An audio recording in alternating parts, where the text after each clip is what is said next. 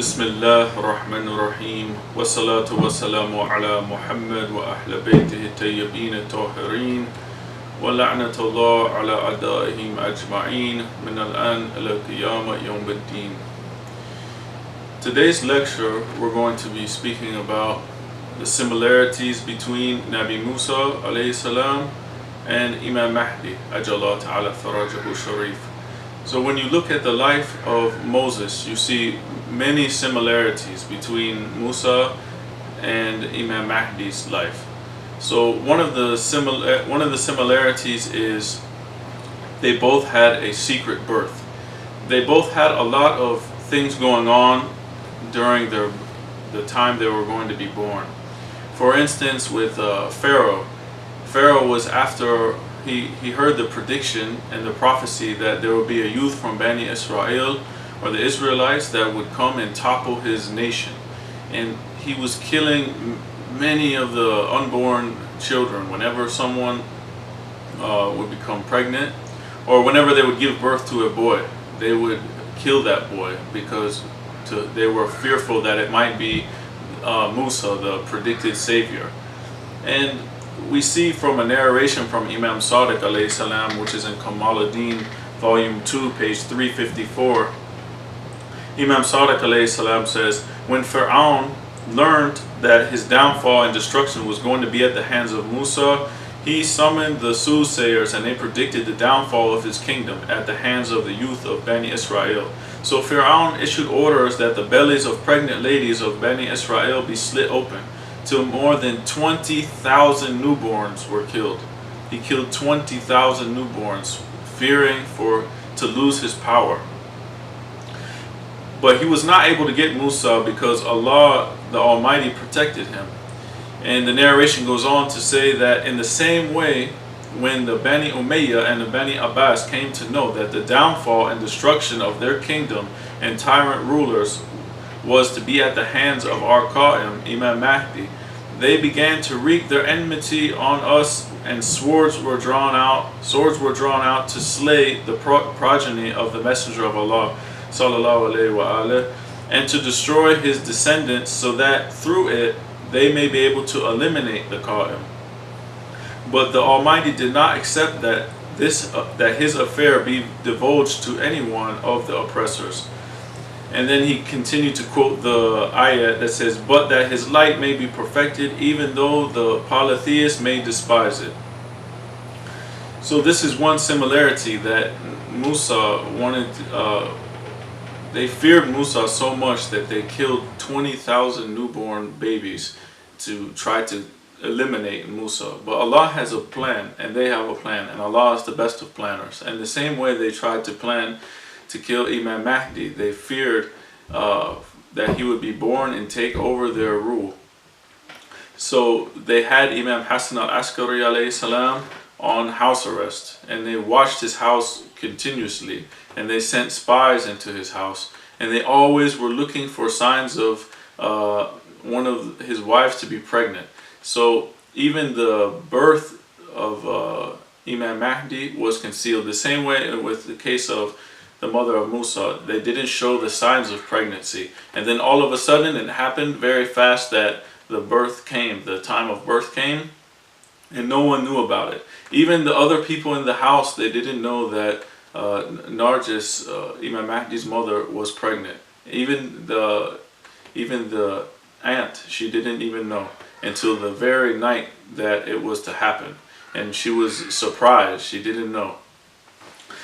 Another similarity we can look at is that Allah inspired the mother of Musa alayhi salam in the ayah in Quran, Surah 28, ayah 7.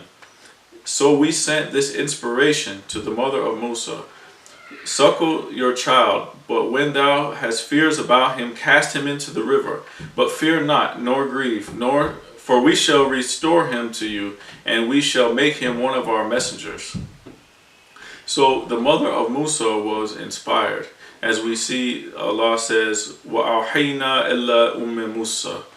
So the wahi was given to the mother of Musa. This shows that wahi was not only given to prophets and messengers, but other people that Allah chose were also inspired. And we can see with the story of Maryam, the mother of Isa alayhi salam. Mary was also inspired. And we even see that Allah used wahi to inspire the bees. In the Quran, it speaks about the bees received wahi from their Lord. So when we say that the Imams have divine inspiration, this is not something far-fetched, because even the mother of Musa received wahi, or revelation from Allah, inspiration from Allah. So Musa, when his mother went to put him in the river and put him in the basket and had him float in the river, she was afraid. She was afraid that, what if I don't see Musa again? Or a mother, imagine a mother putting her baby into a river. Obviously they would be afraid for the life of their child. So when that happened, Musa spoke in his infancy, and he was telling his mother not to fear, and that Allah would return him back to her. When she was afraid, by casting him inside the basket in the water, because she was afraid that he might drown. And we can find this story in Hayatul Qulub, volume 1, page 306. So we see that Musa's mother was afraid, and that Musa spoke in the cradle and consoled his mother and told her, don't be afraid, I'll come back to you. And we see the same similarity with Imam Mahdi. He also spoke in his infancy. He testified to the oneness of Allah, to the prophethood of all the messengers, and the seal of the prophets, Prophet Muhammad, and the walayat of Ahlul Bayt alayhimus salam. When he was just 7 days old, he recited from the books of Adam and the writings of Idris, Nuh, Hud, Saleh, Ibrahim, the Torah, Zabur, the Injil, and the Quran. And he went on to narrate many stories of the prophets all the way up until his time. And we can find this in the book Basair Darajat. So both of them spoke in their infancy. And a lot of people, they say, how does Ahlul Bayt have knowledge when they're Imam? How can they be Imam when they're the age of 5? And you look in the Quran, we see many instances where we see the instance of giving wisdom to Yahya when he was a boy, and when Isa spoke when he was in the cradle, and these type of things. So they have this knowledge and these things even from their birth. They're not like the average Joe, as you can say, or you and me. We learn things gradually as we come, but these people are divinely inspired by Allah subhanahu wa ta'ala. Another thing is Musa inherited the staff of his staff that he had. We always hear about all the miracles that he did with his staff. So he inherited this, and he had it going all the way back to Adam, who is reported to have brought this staff from a heavenly tree. And then Musa had this staff as well. And we see that we have many narrations that this staff of Musa has been passed down, and it is now in the hands of Imam Mahdi, Ajallah Ta'ala Farajahu Sharif, and he has the relics of the prophets, as we discussed in a previous lecture. Imam Bakr alayhi salam said the staff of Musa was actually the one that Adam had. Then it reached Shu'aib alayhi salam, and at that time it reached Musa alayhi salam. The staff is now in our possession, and even now when I see it, it is green and fresh as it was when it was broken from the tree. If it is spoken to, it talks, and if it has come to our Qa'im, he would perform all the tasks through it that Musa had performed. It does whatever it is ordered, and whenever it is cast, it snaps up with its tongue the deception of the enemies. This narration is in Kamaluddin, volume 2, page 673. And also similar narrations can be found in Bahar al-Anwar, volume 13, in Basar al-Darajat, and Al-Kafi. So it would be appropriate, since we spoke about this staff that Musa had, and now that's been passed down to Imam Mahdi, let's take a look at this staff and learn some about it. So this staff, Ulama Majlisi describes it in the 5th volume of Bahar al-Anwar. he says that as for its qualities and utilities for Musa, the knowledgeable ones from the past have said the staff of Musa has 2 heads, and each of its root was curved, and there was also an iron pillar at its end. Thus, whenever Musa used to go up into the wilderness at night, and when there was no moon, the 2 heads of the staff used to give light as far as the eyes could see. Whenever there was a shortage of water, he used to put it in the well till it reached to the bottom of it, and his head used to become like a bucket. Whenever he was hungry, he used to beat it on the ground, and food came out. It so happened that whenever he had a desire for fruits, he used to make a sketch of it on the ground, and then buds of that same tree that Musa wanted used to appear, and fruit would come out at that time. It is said that the staff of Musa was a stick of almond. Whenever he felt hungry, he used to put it on the ground, and it used to bear fruits, and he used to eat almonds from it. When he used to fight with the enemies, a serpent used to appear from each of the 2 branches of the staff with which he used to fight. And it also used to show the way and fight with the enemies. When Musa wanted to smell fragrance, a pleasant odor used to emanate from the staff till it perfumed his clothes. And if he were on a route infested with robbers that terrorized the people, the staff would speak to him, saying, "Change your route and go a different direction." With the help of this staff, Musa used to break the leaves of the trees for his sheep, and with it he used to deflect from himself wild beasts, serpents, and crawling creatures. When he used to go on a journey, he used to fix it on the beast and hang on it rations, water, and clothes. This in Bahar al-Anwar, volume 13, page 60. So we see that the staff of Musa was not just an ordinary stick. It was something very beneficial, and it helped. It was a gift that Allah subhanahu wa ta'ala gave to him and to all the prophets, that they had this, and now the Imams have this, and it would help them in all these various different ways. Another similarity that we see is Musa was the one prophesied to come and defeat Pharaoh and to save all the Israelites from their oppression and the slavery and all of the things that they were going through.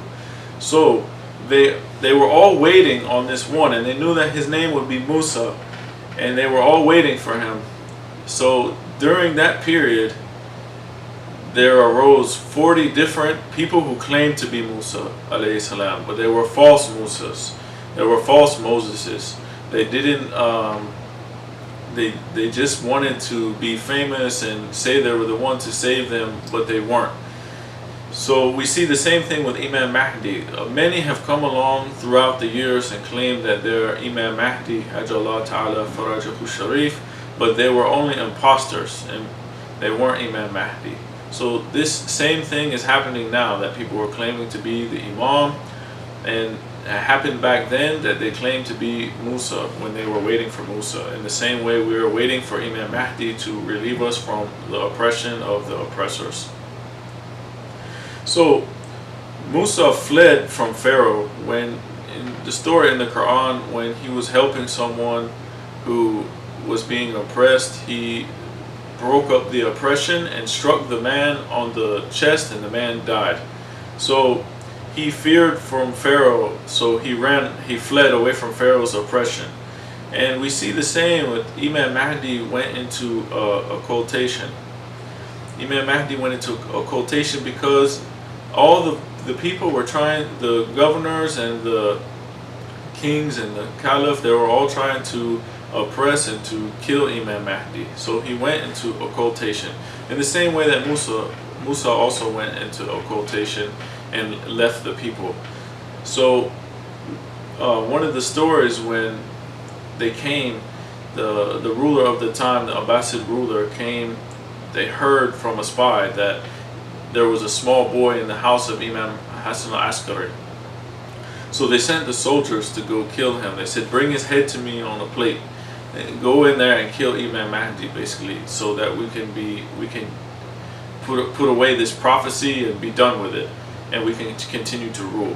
So they went to the house, and they saw a servant outside of the house. They just barged in and went straight and looking through the house. So they came in a room. They opened the door, and they saw that the room was filled with water, and that there was a young boy praying on top of the water. There was a prayer rug and he was praying on top of the water. They tried to kill Imam Mahdi, so they charged into the water. One of the people, he went into the water, he almost drowned. So when he almost drowned, they pulled him out. They said it was really difficult, but they pulled him out and he lost his senses. A few of the other people came into the water to try to kill the Imam, and all of them pretty much just passed out. They lost their senses.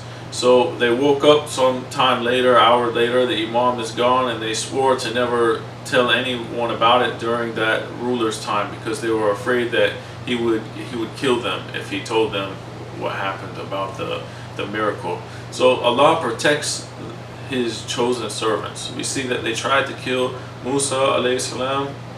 They also tried to kill Imam Mahdi, but Allah protected them to fulfill his ultimate plan. It was also very bad in the time of Musa that they used to even worship in their houses. And you see that in the time of the Imam, a lot of people had to practice taqiyya and to hide their beliefs during that specific time. They had to conceal the birth of the Imam even, and not tell anyone, and to have this as a hidden thing.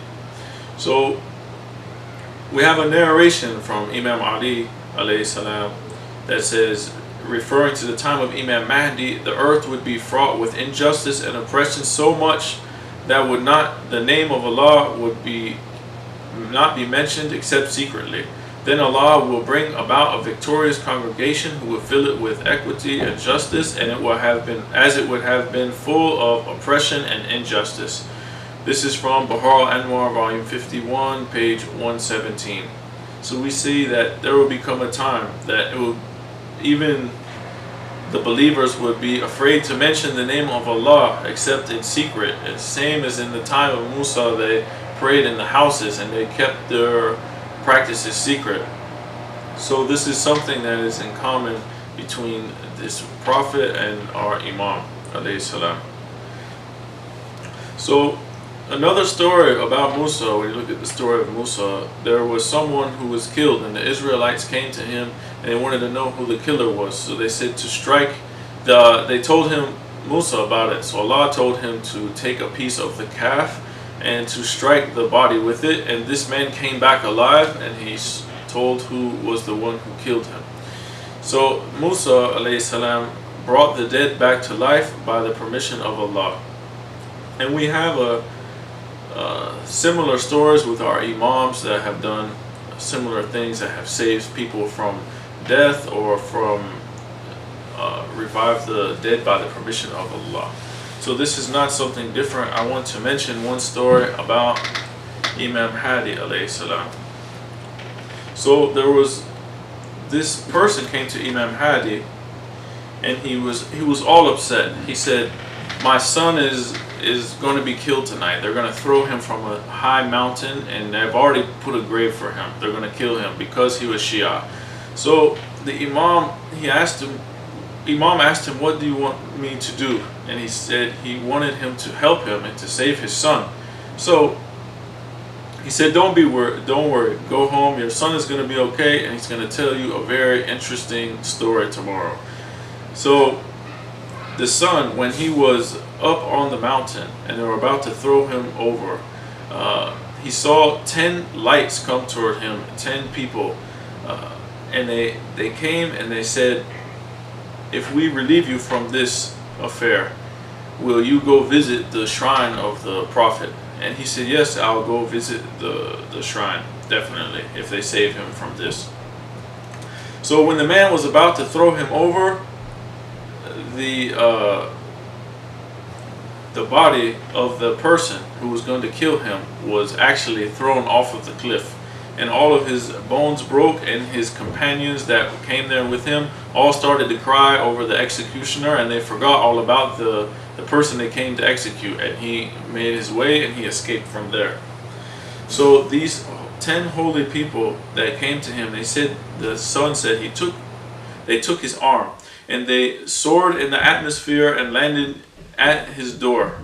And at this moment, they're waiting outside. He came to narrate the story to his father, and they said, at this moment, they're outside and they're going to take me to the mosque of the Prophet, the shrine of the Prophet, and they're going to appoint me as a caretaker of the Prophet's tomb. Subhanallah. Later, this person came to Imam Mahdi alayhi salam and narrated the incident of his son.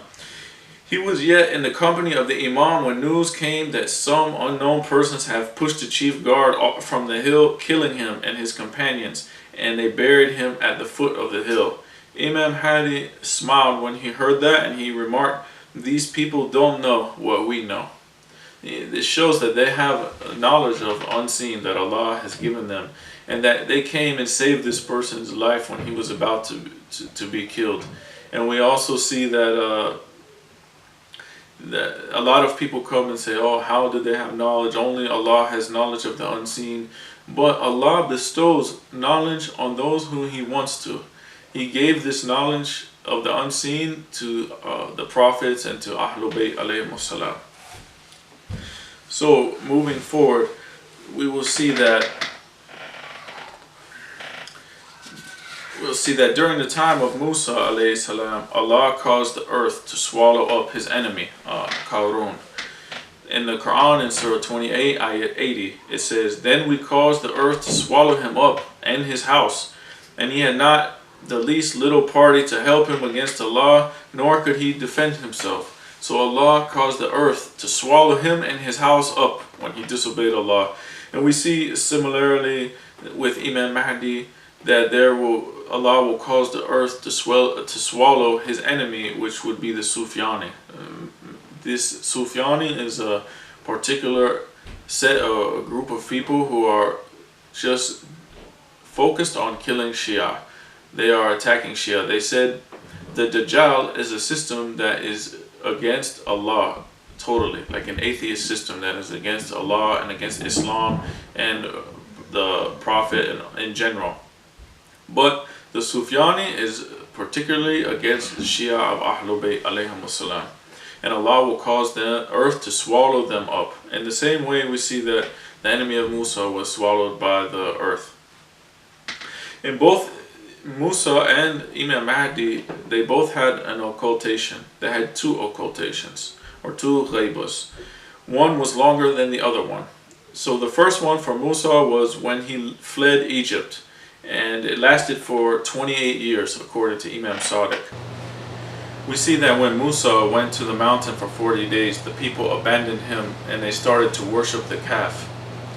We also see that Sunnis, Wahhabis, Salafis, they all say, how can all of the companions, they were all with the Prophet, how can they abandon the Prophet right after he dies? How could that even happen?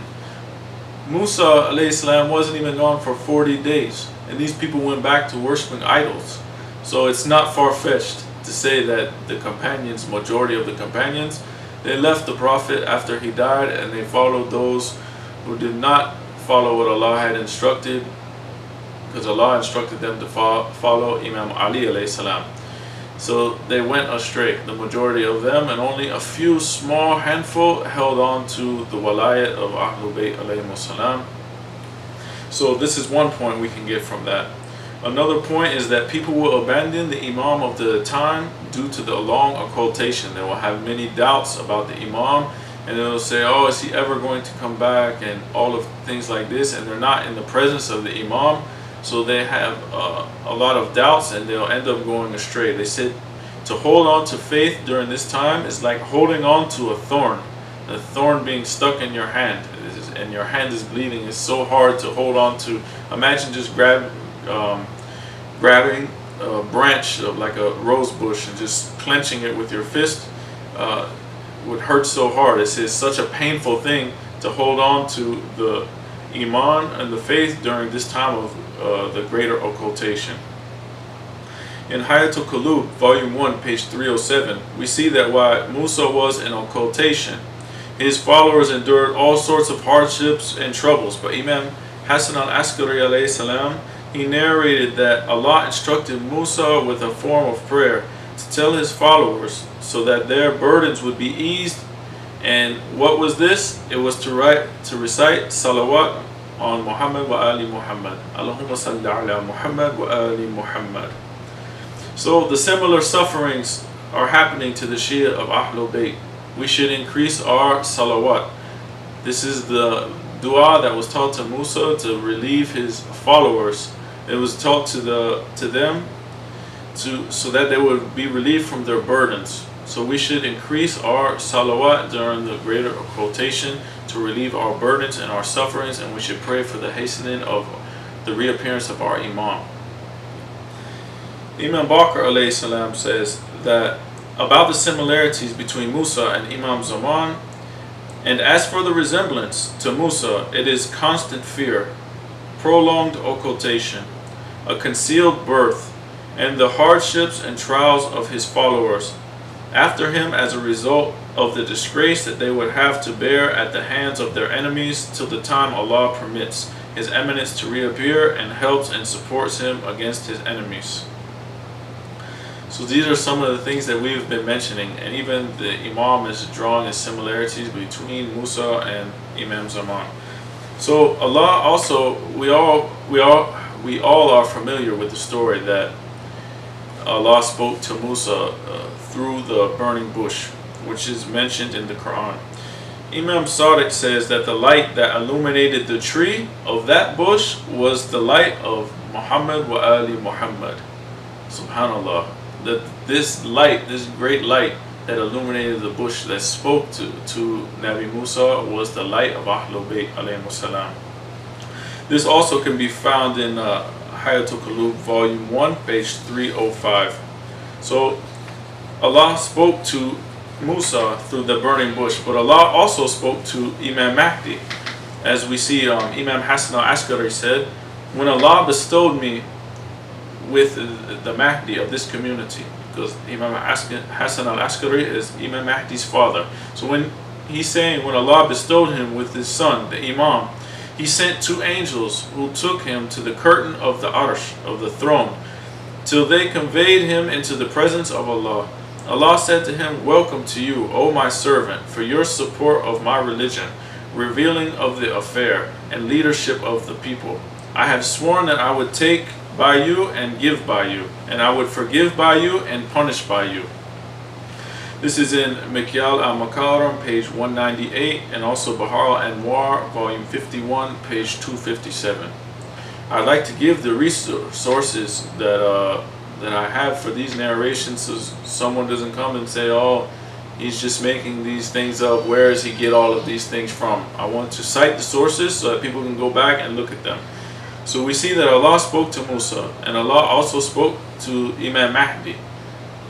So these are a great similarity, and what a great honor it is to have this chosen quality that Allah speaks to you. Imam Hassan al-Askari stated that when Musa approached the sea of Pharaoh, so when Musa went to speak to Pharaoh, he talked to him many times. He did not want to adhere to the religion of Allah. He was telling people that he was Allah himself, and that was the greatest sin he could do. He's telling people that he is Allah himself. So he wanted to destroy Musa and Harun and the Israelites. So Musa fled with all of the children of Israel, and they went to the sea. So when they got to the sea, we see that from this narration, Allah revealed to Musa to recite the names of Ahlul Bayt and then enter the water, and the water will become hard for them to walk on. But despite this, the children of Musa wanted to walk on dry land. Then Allah ordered him to strike the water with the staff again, saying that the names of Ahlul Bayt and the sea would split. So we see that even all of the narrations that we've brought throughout this series, if we look at it, when Nabi Yusuf was in the well, Allah gave him a prayer to call on Ahlul Bayt alayhimus salam to relieve him from his difficulties. When he was in prison, he used the same dua. When Yaqub wanted to gain his sight from being blind, he used the names of Ahlul Bayt. We see here that when Musa alayhi salam wanted to strike the Red Sea and for the sea to split, whose names did he use? The names of Ahlul Bayt alayhimus salam. These names hold much power. So when we ask Allah subhanahu wa ta'ala, we ask him by the names of Ahlul Bayt. this is a mercy that was given to us to do the tawassul and have the ones who would intercede for us is Ahlul Bayt, and we ask Allah through their names for all of our hajat. So the children of Israel, they knew when Musa would reappear that they would be saved, so they would always pray for his reappearance when he was in the occultation, when he was gone for those 28 years that we mentioned when he fled from Pharaoh. They always prayed for his reappearance. In the same way, we Shia are going through many difficulties, and we always should pray for the reappearance of our Imam to save us and deliver us from these hardships that we face. And the greatest of all these hardships is the separation of our Imam from us and our Imam. All of the other Shia throughout history, they had their Imam they could go to, talk to, ask questions, get guidance. But we're separated from the Imam. This is the greatest hardship that we have to go through. So we all ask Allah to hasten his reappearance and to save us from the oppression that we face throughout the world. And when we look at Hayatul Qulub again in volume 1, page 320, Imam Sadiq said, when the people of the Israelites were being punished, they recited prayers for 40 days, pleading for Allah to release them. Allah then sent his revelation to Musa and Harun to free them from Pharaoh's punishment. So Musa and Harun hadn't come to the Israelites yet. They were still gone during that time, the 28 years. The Israelites kept waiting for Musa, so they kept praying for him to come and reappear. So they prayed for 40 days. And after this 40 days of devotion, praying sincerely for Allah to hasten the reappearance of Musa, they sent Musa, Allah ordered Musa and Harun to go to Pharaoh to free the Israelites from the punishment. So due to their prayers, Allah reduced their time that they had to wait by 170 years, because the time was originally 400 years that they were going to be chastised. But Allah, due to their continuous praying for the reappearance of the Imam, not the Imam, but their continued prayer for the reappearance of Musa, Allah reduced their time that they had to wait by 170 years. So some people may say, well, what is the use? Allah's going to send Imam Mahdi when he wants to. Why we got to pray for the reappearance? We see from this narration that they were saved 170 years early by praying for the reappearance. So if we continuously pray for the reappearance, Allah will save us early, inshallah, and reduce the time that we have to wait and that we're being punished by this long ghaiba and occultation that we have to endure. Imam Sadiq continues to say, to save yourself from sorrow and unhappiness, pray and request from Allah the Merciful. He will make you free from all the troubles of our last Imam Mahdi will appear soon. If you do not do this, the difficulties will continue to increase. So we need to pray for the key to solving our difficulties is the reappearance of the Imam. We have to have the reappearance of the Imam. We're never going to have a perfect government or a perfect system or a perfect anything until the Imam reappears. Imam Mahdi will be the one who will come restore justice to the earth after it's been filled with oppression. He will come to set things right, and we should pray for his reappearance, and we wait for the day that he will arrive to save us from all of these troubles and hardships that we go through. And inshallah that we have the tawfiq to be amongst the servants of and the companions of the Imam when he arrives, and that we can witness that day and be amongst his sincere followers, inshallah. And with that, we'll close this lecture and we will end with reciting the Dua Faraj. Allahumma salli ala Muhammad wa ali Muhammad. Allahumma kun li waliyaka al-Hujjat ibn al-Hasan صلواتك عليه وعلى آبائه فهذه الساعة وفي كل ساعة وليا وحافظا وقائدا وناصرا ودليلا وعينا حتى تسكناه أرضك توعا وتمتع فيها طويلا برحمتك يا أرحم الراحمين. اللهم صل على محمد وآل محمد وعجل فرجهم ولعن أعداءهم